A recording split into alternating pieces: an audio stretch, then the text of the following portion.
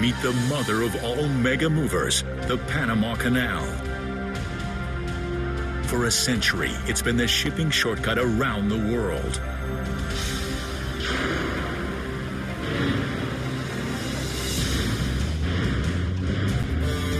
But now this 19th century marvel is struggling to keep up with 21st century demand. There are more ships than ever on the high seas, and if the canal can't push them through, they'll take their business somewhere else. It's a make or break moment for this mega mover, and it will take an army of men and machines for it to keep up with the competition.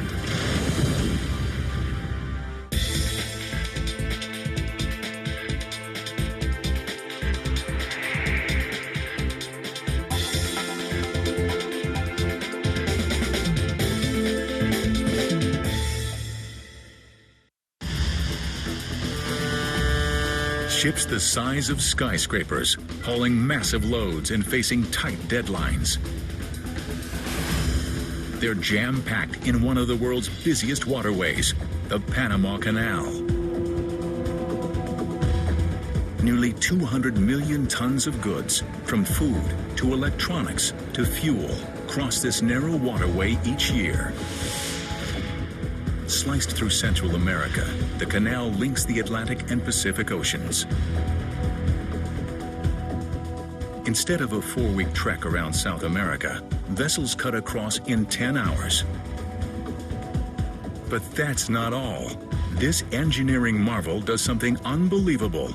It lifts ships 85 feet up and over a mountain range. The man-made passage is one massive mega mover, powered by an ingenious lock system and a team of mighty machines. Stretching 50 miles, it boosts ships nearly 8 stories and across an entire country. 2 lanes, each made up of 3 narrow lock chambers, lift or lower ships on each side. In between the locks, vessels must tackle sprawling Gatun Lake and the snake-like Gaylord Cut. But the canal is more than a shortcut. It's also a business. And these ships are the customers, paying up to $250,000 for one-day transit. But the aging canal is facing its biggest challenge in a century, keeping up with modern-day demand. The number of ships using it has skyrocketed from 1,000 a year in 1914 to 14,000 today.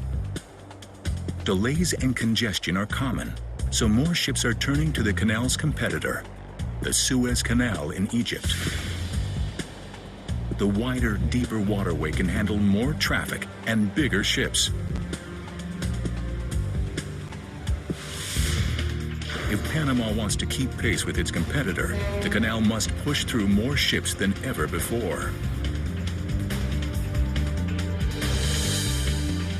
And 2 giant vessels are already speeding toward it from opposite directions. Both will push the canal's machines to their limit.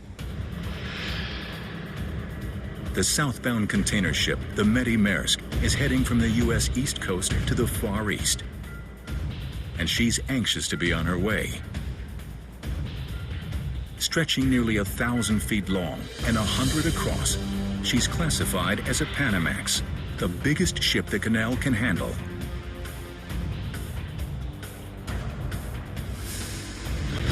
On the canal's opposite end, a towering car carrier named the Kentucky Highway is closing in on the Pacific locks. The northbound ship is delivering vehicles from Japan to the southern United States.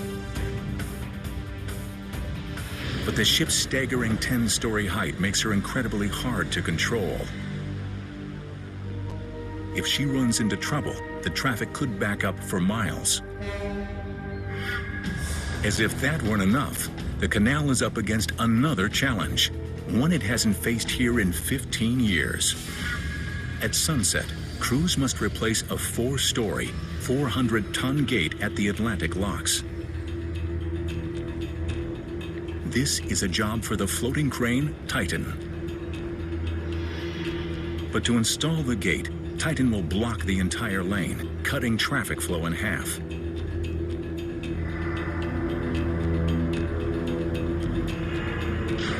The canal can't spare more than 4 hours for the operation. But crews can't turn their attention to the gate yet. The Medi Maersk is heading straight for them, barreling down on the Atlantic locks. With containers stacked 6 high and 13 wide, she weighs 56,000 tons. She's a backbreaker, even for the canal's champion powerlifter, the triple locks. Each of the 3 lock chambers stretches 1,000 feet, nearly long enough for the Eiffel Tower to lie flat. Some locks are so high, 6 tractor trailers could sit atop each other. And a single chamber can pack in nearly 3,000 school buses. When they were built, the locks were the world's largest, but today's vessels like the Medi stretch them to their limits. The container ship will have just 17 feet to spare on either end, and just 24 inches on the sides. It will be like squeezing a hippo into a bathtub. She can't do it alone. She would risk hitting the lock walls and crumpling her hull, or slamming into the gates, causing costly damage. The canal must call in a team of men and machines to position the Medi perfectly. 6 a.m., the canal's elite pilots take the helm. They must train for 8 years before navigating this tricky waterway. Welcome to the Panama Canal. Captain Eric Christensen has successfully steered this container ship 10,000 miles from Hong Kong. Chief mate. But even the most experienced captain must relinquish control here. Okay, Roger. The Medi is too big for just one pilot. She needs 3. Stationed on the wing, bridge, and bow, the pilots can't take their eyes off any part of her, even for a second. Raoul Foyer is the bow pilot. We're trying to drive steel ships into concrete boxes. Inherently, that's dangerous right there. Time to rein her in.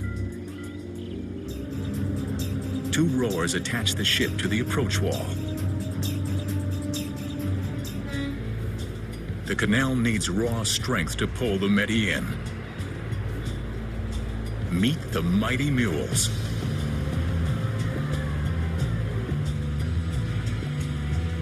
They may look mini next to the ship, but they pack a powerful punch. Each one can pull 35 tons, enough force to hold 9 SUVs. But at 56,000 tons, the Medi's so heavy, 8 mules strain to pull her forward, without smashing the sides. There are inches to spare.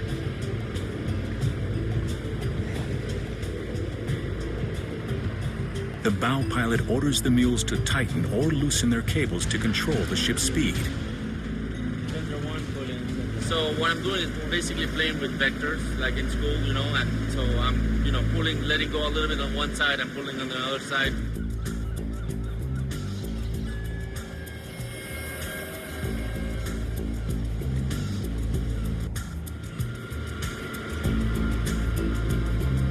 Finally, she's in.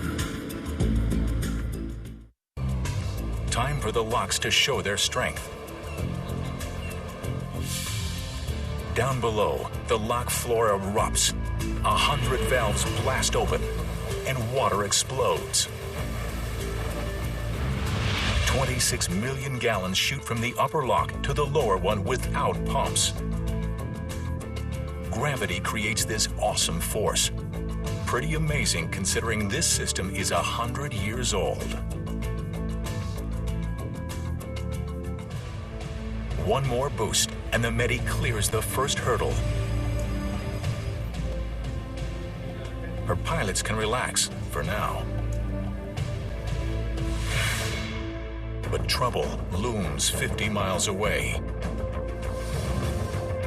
The canal is about to take on the northbound car carrier, the Kentucky Highway, a ship even trickier than the Medi Maersk. The canal's machines must perform perfectly, or they'll lose control of her. And this backed-up waterway can't afford any accidents. The Kentucky Highway speeds toward the Panama Canal's Pacific locks. She's set to enter early the next morning. Packed with pricey new automobiles, she paid canal authorities nearly $200,000 and is a top priority. Her crew is depending on canal pilots to keep their precious cargo safe. But the Kentucky Highway has just 72 hours to get these goods to the U.S. East Coast. Luckily, this car carrier is more than a mega ship. She's also a speed demon. Because her cargo is lightweight, she sits high in the water. That means less underwater resistance and a lot more speed. But being lightweight and tall creates two major flaws. With less ballast, she's difficult to control. Plus, in bad weather, she wobbles and could tip straight over. Before sunrise, the Kentucky Highway pulls toward the Pacific locks.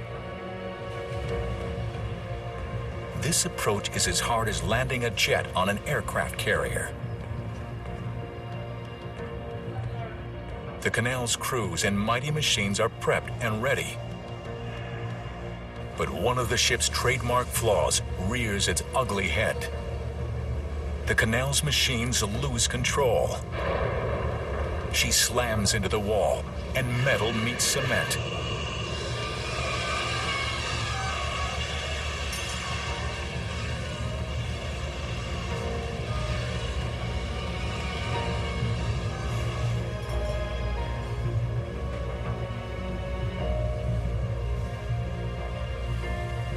Fortunately, the ship is not seriously damaged. The pilots can't dwell on the collision. With ships lined up behind them, they must steer the Kentucky Highway through the narrow locks. The ship must pass through 3 locked chambers. The first is at sea level, but the canal's waters are 85 feet above sea level.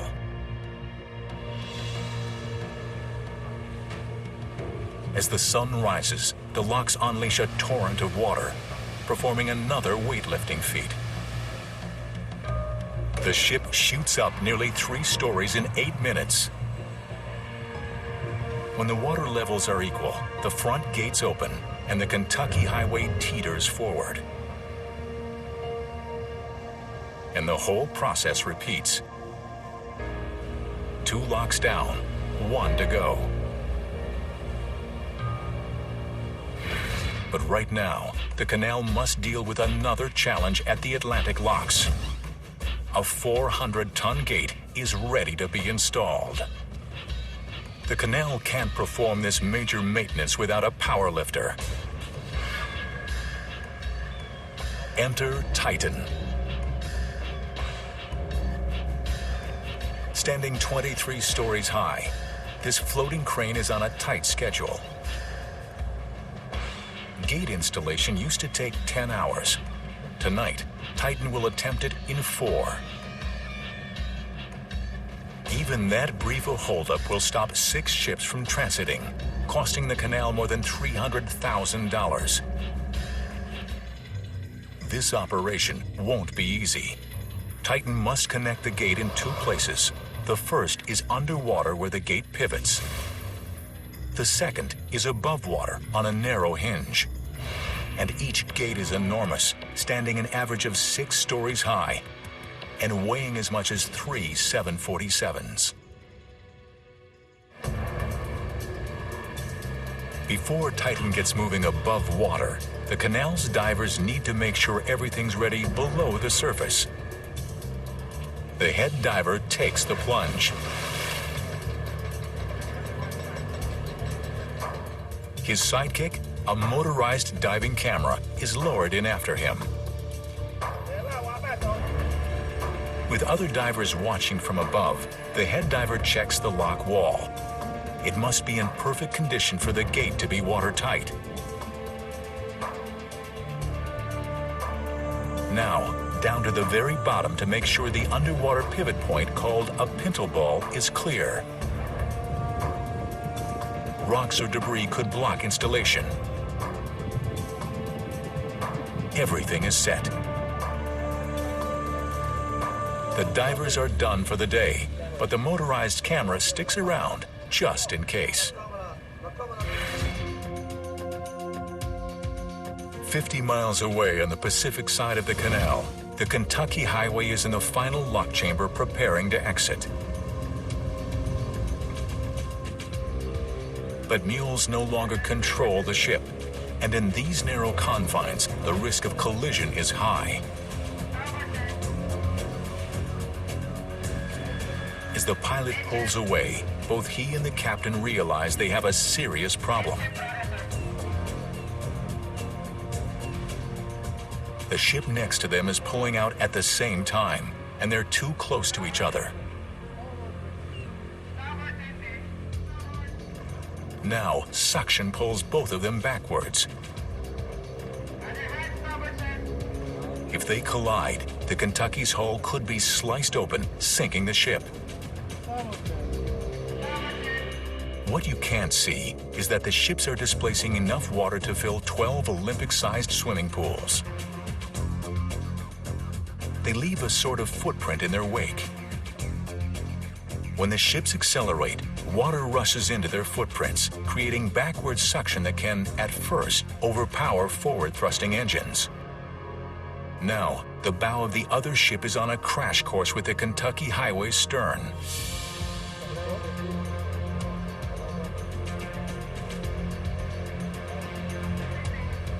The Kentucky Highway is sandwiched between the approaching ship on one side and moored vessels on the other.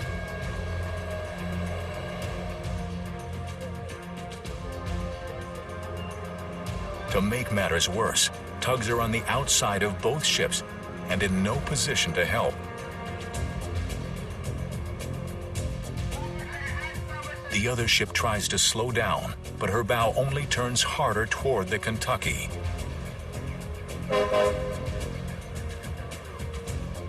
The Kentucky's pilot gives the order to thrust forward.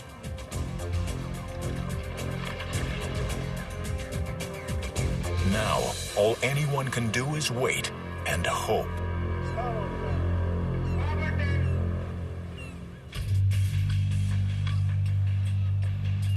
There is only one place in the entire Panama Canal where giant ships meet head-to-head: Gatun Lake.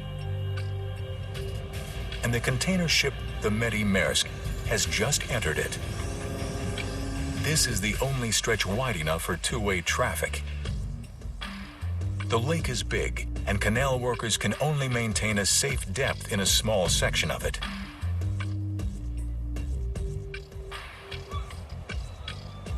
Turns here are so tight, ships are often on a collision course with one another. Starboard 20. And with a record number of container ships in the lake, the pressure is on to navigate perfectly. Visibility is crucial. And today, it's raining. Rainy season lasts a solid 8 months in Panama. Along with torrential downpours, it can also bring dense fog. A pilot's worst nightmare. Any day, anything can happen. It's very difficult to predict the weather here in Panama. And there's another problem. The pilot's view is blocked. The Medi is so long and stacked so high, all he can see in front of him is ship.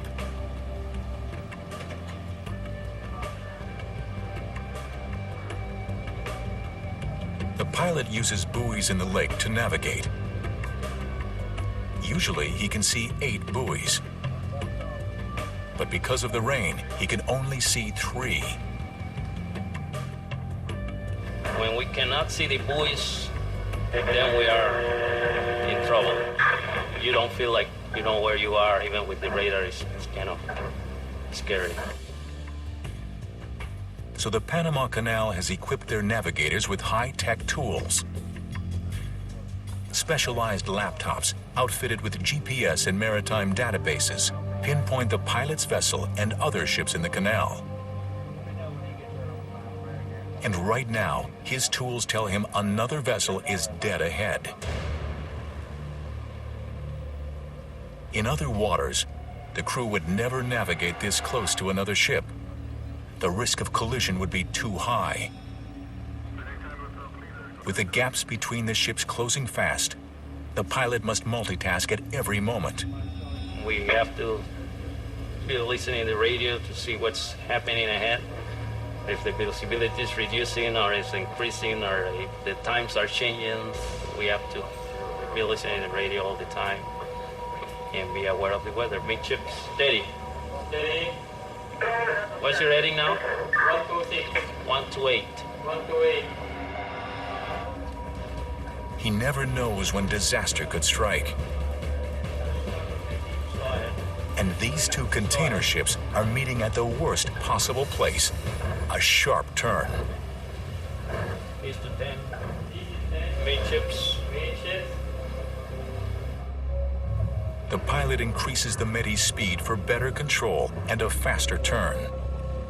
Tries to stay away from him, looking at the buoys and not too close to the buoys, not too close to him, just try to stay in the center. Everyone watches with apprehension. Both pilots have huge blind spots. The Medi's pilot can't even see the other ship until it's a few hundred feet away. It's like 2 tractor trailers passing within feet of each other. But they make it. The crew can't breathe a sigh of relief yet. The rain is getting worse. I said that there is no visibility here in Gatun Reach, over. In zero visibility, ships must stop completely. Even with GPS, navigation is impossible. And waiting for the weather to lift could take all night. The rain has already put the Medi Maersk and her goods behind schedule. The canal can't afford another delay. The Medi is a high-paying customer, and the canal has promised her passage by day's end. The pilot calls to a vessel ahead of him, hoping for good news. Yeah, okay, is that getting worse or improving over there? Well, for me it's getting worse. It was better by some problem, but now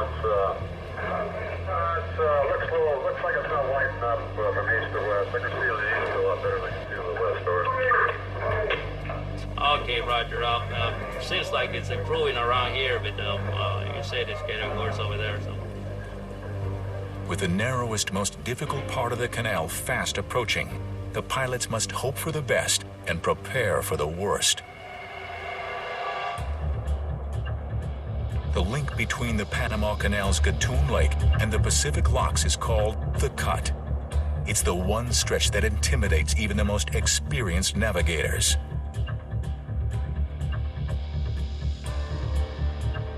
This link is terrifyingly narrow, with sharp twists and turns.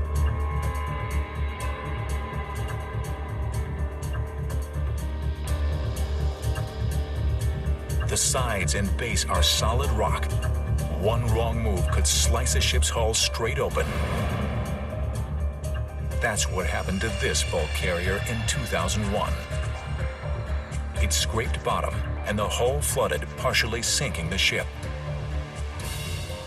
Blasted directly through the Continental Divide, the Cut sits on 2 tectonic plates. constant geologic activity has created especially unstable rock.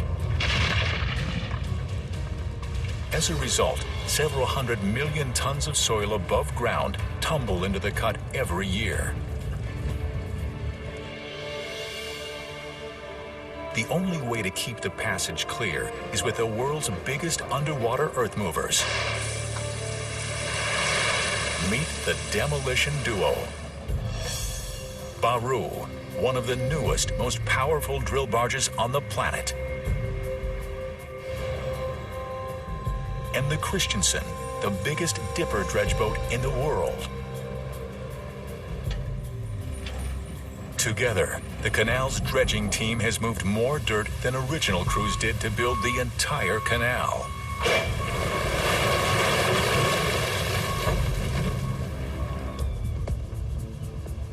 And now they're on a mission to make the canal bigger and better. The goal?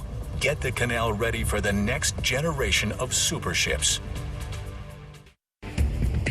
Container ships like the Savannah Express are 100 feet longer than the Medi Maersk and 30 feet wider. And vessels are only getting bigger. There are more orders for post-Panamax, the larger size, the ones that cannot fit through the canal. Those are the ones that are in order. And so if we don't follow along with those trends, we're going to be left behind. Panama is already losing customers to the Suez Canal, the only other shortcut between Asia and the U.S. East Coast. The route takes longer, but the Suez is bigger and by some accounts, cheaper.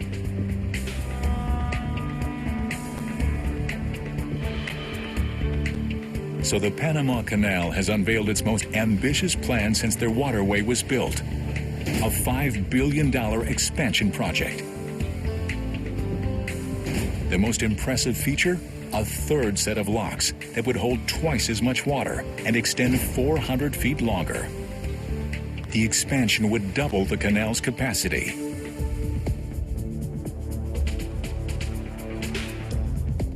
But that means the cut needs to get bigger too, both for future ships and today's giant fleet.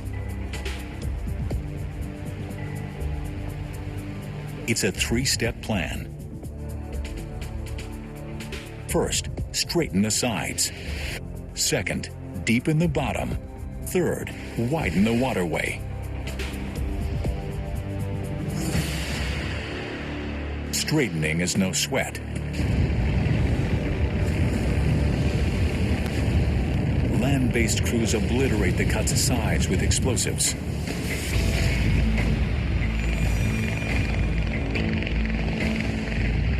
But some of that soil is resting on rock. So for step 2, deepening, the canal needs its rock star, Baru. Just 3 months old, this high-tech drill barge is the pride of the Panama Canal. Its deck alone is the size of 2 basketball courts, and standing 10 stories high, its powerful drills can dive nearly 90 feet.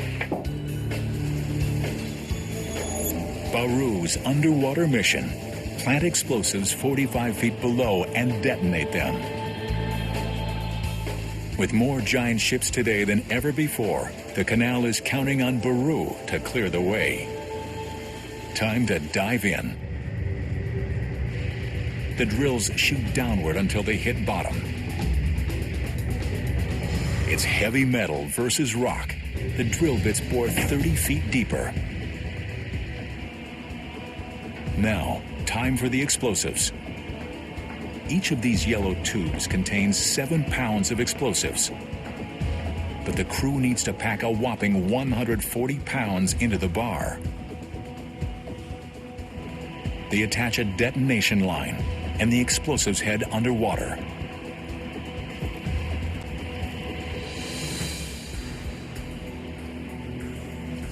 A styrofoam block marks each explosive hole. For today's massive blast, there are 40 holes packed with a whopping 3,500 pounds of explosives.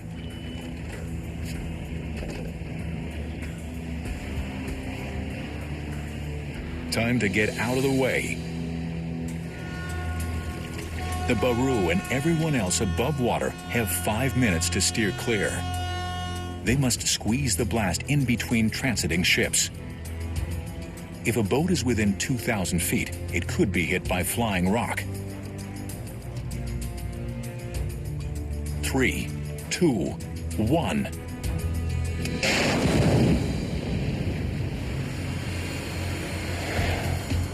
That's 2,500 cubic meters of solid rock obliterated. Now for step 3, widening. The canal calls in Baru's partner, the Christensen. Weighing in at a whopping 4,200 tons, this dinosaur-like machine is the world's biggest dipper dredge. Her crowning feature, a massive head that can lift the weight of 8 school buses. She works 24/7 deepening the cut, continuing a century's worth of dredging.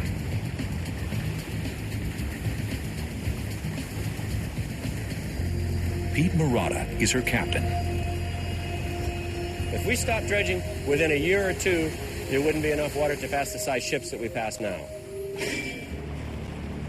The soil and silt are no problem for the Christensen's giant mouth, but there are some things even she can't swallow. Often, the Baru's blasts create boulders that won't fit through the Christensen's mouth. Left alone, the boulder could tilt in the churning waters of the cut and gash a ship's hull. The crew has to blow it up, something they tend to enjoy.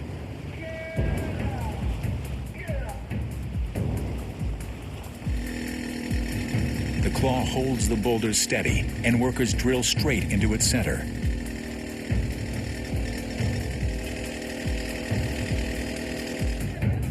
The foreman carefully inserts 3 packets of explosives and gingerly pushes them in. The boulder is lowered just below the water's surface. And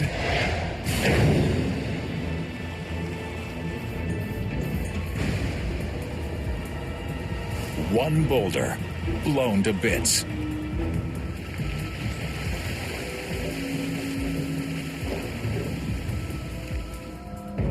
The cut is ready for the Kentucky Highway. But back at the Pacific Locks, the Kentucky Highway isn't ready for the cut.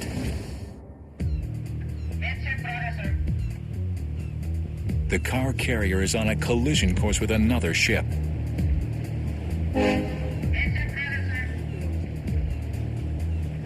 The Kentucky's pilot fights to pull her forward and radios the other vessel's pilot.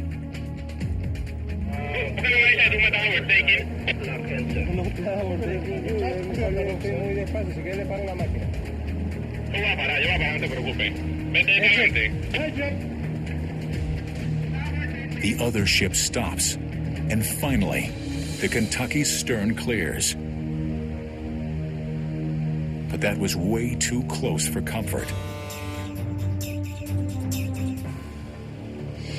In the Panama Canal's Gatun Lake, the rain is still coming down, drastically reducing visibility. And the container ship, the Medi Maersk, is in the thick of it. The head pilot has been on duty for 8 stressful hours. Now, he must hand over control to the final pilot. GPS shows the Medi must cross paths with one more container ship before entering the cut.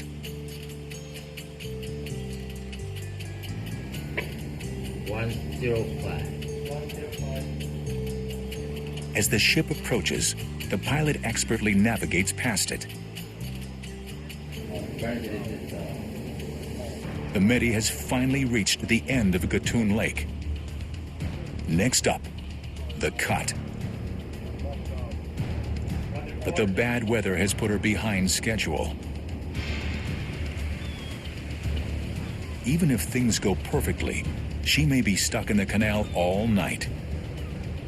and she can't power ahead yet. The Kentucky Highway is entering the cut on the opposite end. She's paid a premium to get through faster. But this car carrier is even harder to handle in the cut than she is in the locks. On sharp turns, the front looks perfectly stable, but the tail swings drastically and tilts. The Kentucky encounters her first hard turn. All the time you're worried. You have to keep an eye, especially with these car carriers. Javier de Orbegozo has been a canal pilot for 16 years. His orders will make or break this ship's passage.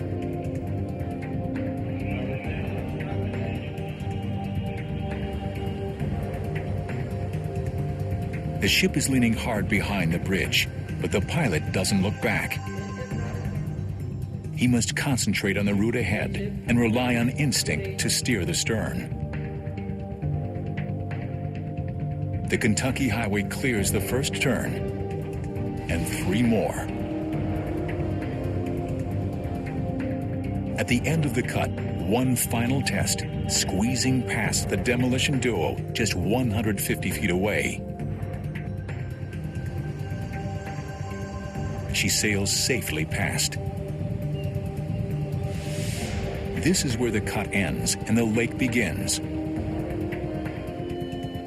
But half of the canal still lies ahead of this ship, and daylight is fading fast.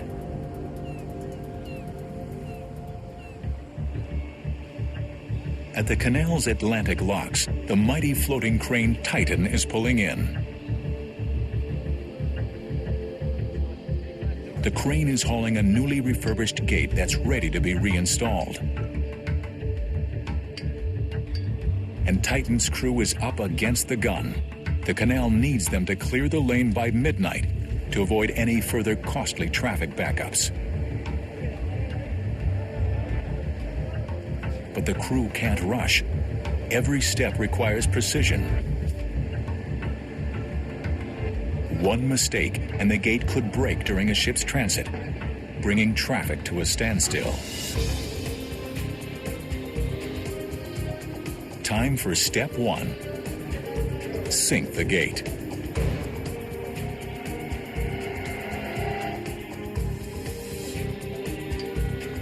Step 2. Titan must balance the gate on the pintle ball, the bottom pivot point. Titan's powerful hydraulic lifts push the gate forward.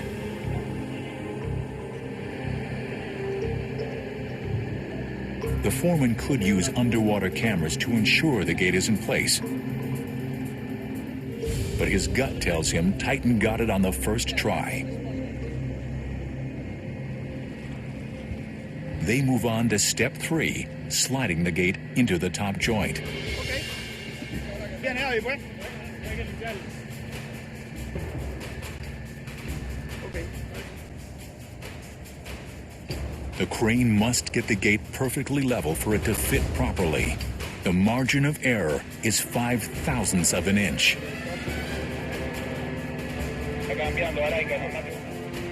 How do you level something this massive? The crew has tried GPS, lasers, and other state-of-the-art toys. The most reliable tool? Believe it or not, a $2 level. The foreman checks, and the gate looks good. He calls on Titan to move the gate in.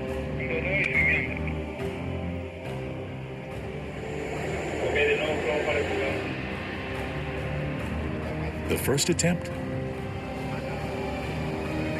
Not quite.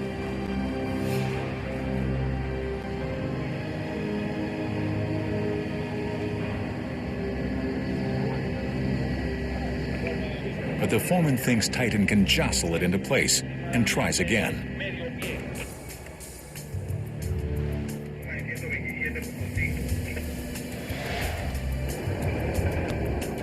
Abruptly, he tells Titan to stop. The crane barely brushed the gate against the lock wall, but it was enough to crumble concrete. Now, the crew questions whether the gate was sitting correctly to begin with. Luckily, a diver is standing by. Time for the underwater camera to get in on the action. It dives down and shows that Titan got it right. The gate is on the pintle ball. But there's bad news. That brush with cement broke part of the wall away. And now, that piece is sitting where the gate will eventually nest.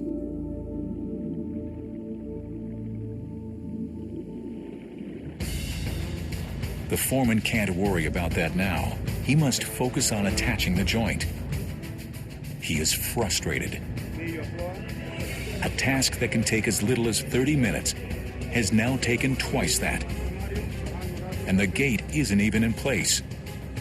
The crew feels the pressure. Ships are fast approaching. They say Titan has never had this much trouble aligning a gate. The entire operation is behind schedule. If Titan can't get this gate in on time, the backups will stretch into both oceans.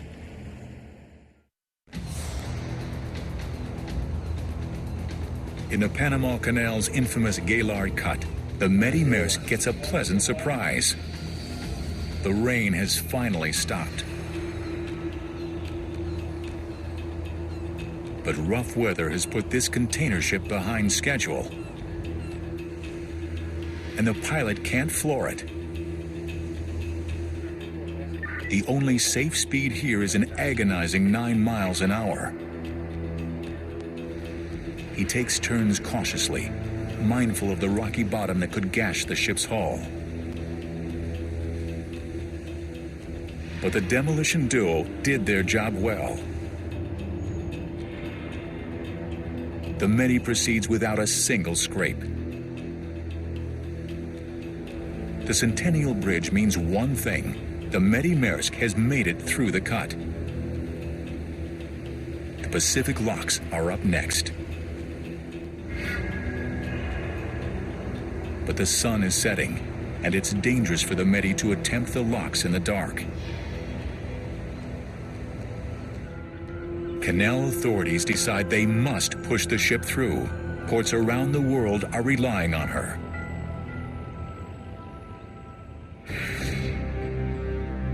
The sun has already set at the canal's Atlantic locks as Titan and his crew struggle to install a massive gate. Their 4-hour deadline has come and gone, and ships are minutes away. Tonight's transits depend on them. The 23-story crane must line up the joint holes to insert a pin. This is brutal for Titan, because once the holes are aligned, it must hold the gate perfectly still.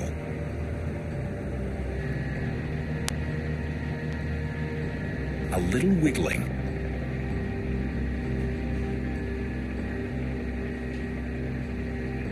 the pin goes in, part of the way. The problem is these chalk marks need to line up, and they're off a full 3 inches.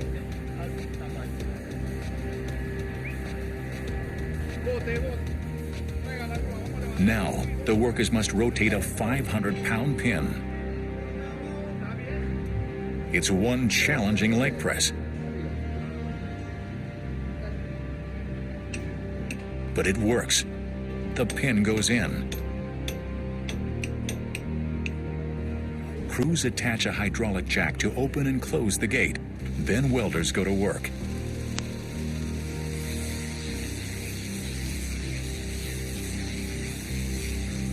After a grueling 4.5 hours, this 400-ton gate is set.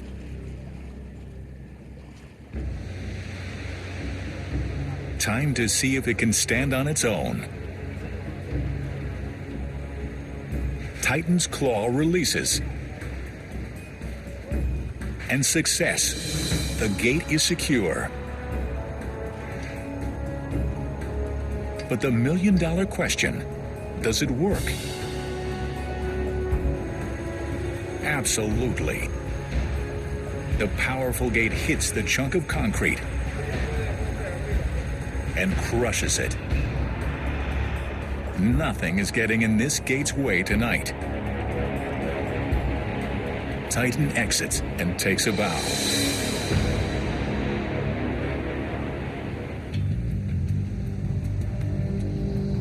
The Kentucky Highway pulls into the Atlantic locks without a scratch.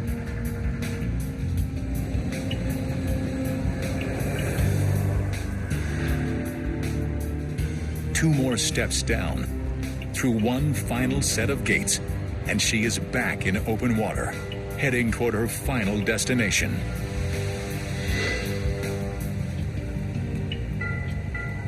The canal saved her 4 weeks at sea.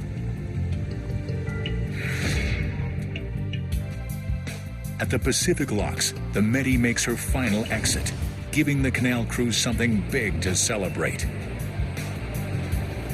Their team of mega machines pulled through nearly twice as many container ships than they ever have before. It's one for the record books. 3 more success stories for a 19th century canal working tirelessly to keep up with 21st century demands. Another fleet of mega ships will descend on her tomorrow, and the canal's team of mighty machines will be ready and waiting.